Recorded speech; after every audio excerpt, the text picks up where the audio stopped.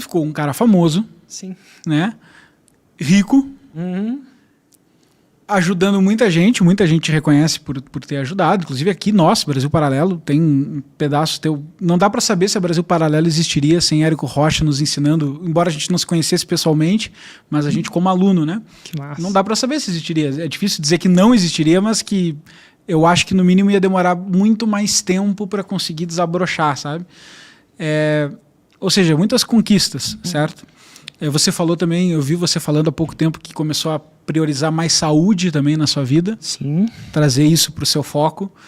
E aí é aquela coisa de rede social. Olhando de fora, você pensa, pô, o Érico vive a vida perfeita, né? Cara, casado, priorizando saúde, rico, sucesso, conhecido, etc, né?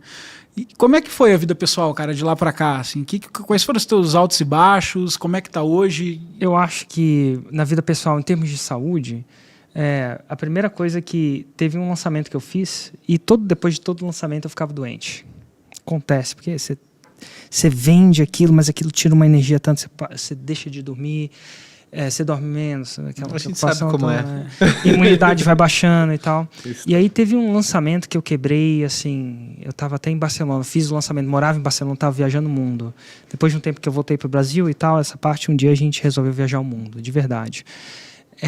2 anos fizemos isso. E quando eu falo mundo, a gente não foi para a Ásia, né? Quando chegou na hora de ir para a Ásia, a gente encheu o saco e resolveu voltar para o Brasil. Na verdade, resolveu ir para a Espanha e morar um tempo lá. E eu lembro que teve um lançamento que eu fiquei muito doente. E não sei se é uma doença crônica, não. Fui, sei lá, tomar soro. Entendi. Doente de tomar vitamina para dar uma... E foi a época que eu, até então, cuidava zero da saúde. E eu curtia fazer o lançamento. Falei, cara, essa coisa está me deixando doente. E aí eu comecei a entender que eu precisava cuidar da minha saúde. Se eu quisesse manter esse tipo de performance, esse tipo de impacto, porque isso vicia. O dinheiro te segura até certo ponto. Hoje, só de renda passiva, eu já ganho múltiplos 6 dígitos. E eu não estou falando de CDI, não. Estou falando de dividendo e FII, múltiplos 6 dígitos. Então, dinheiro por dinheiro, eu podia ter parado há um tempo, mas aí você fica pela transformação, aquele vício de encontrar uma pessoa, enfim, pessoas como vocês. É muito louco para mim.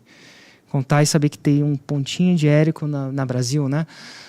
E no trabalho que vocês fazem. Mas aquilo eu fiquei... Então eu queria continuar. Eu falei, mas como é que eu posso continuar? Então foi um processo que eu comecei a olhar para a minha saúde, a me cuidar na época como atleta. Então eu comecei a fazer umas paradas muito loucas. Primeiro, exercitar. Louco, né? Muito louco. Aí entrei na meditação, numa parada de meditar. Falei, vamos meditar. Entrei nas paradas de tomar banho gelado, tudo que era... Eu testava muita coisa, né? Mas tu não toma só o banho gelado do chuveiro, não. Eu já te vi Eu entro num freezer, né? Sigo um cara lá muito louco que entrava no freezer. Inclusive é uma parada que até hoje eu faço. Comecei na pandemia.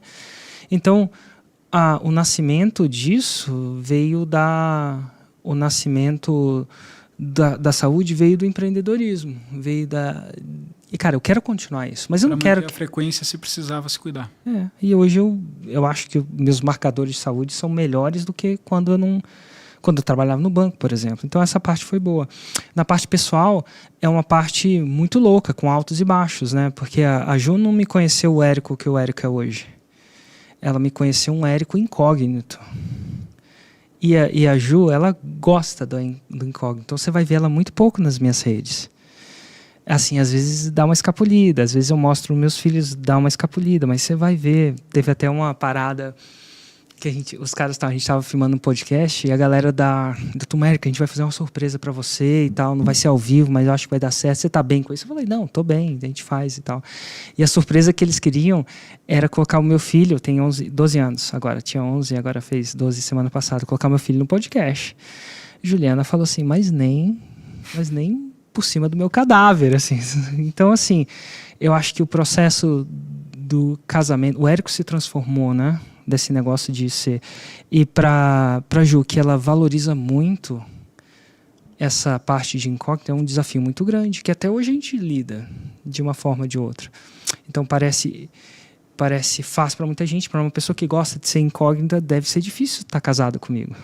Porque naturalmente é uma coisa. Então a gente lida muito com isso e tenta na medida do possível, manter isso. Quando eu falo na medida do possível, é sempre, cara, que sempre chega no aeroporto e o cara, Érico Rocha, legal, o Ju tá com 2 crianças, arrumando tudo, e uma escapulindo, porque um tem 5 anos, o cara já tá escapulindo num lugar novo, falou assim, Érico, tira uma foto comigo.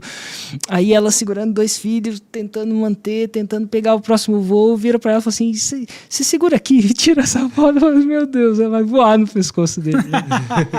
Então isso é um trabalho constante mesmo, e que a gente trabalha como casal e tal, então é muito disso, de você ter muita aparição, essa aparição toda, então isso tudo mexe, e é desafiante, porque não dizer, para muita gente seria o contrário, né?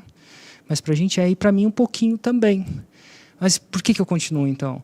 Pô, é viciante, é real, assim, o trabalho que vocês fazem, meu, é um trabalho de conscientização, de dar uma opção diferente de conteúdo, de criar essa opção diferente de conteúdo. Já pararam para pensar, como é que eu paro isso? Como é que isso é parável? Então, às vezes, eu tenho essa coisa de, cara, como é que eu paro isso? É. Por mais que, às vezes, seja um pouco mais complicado isso.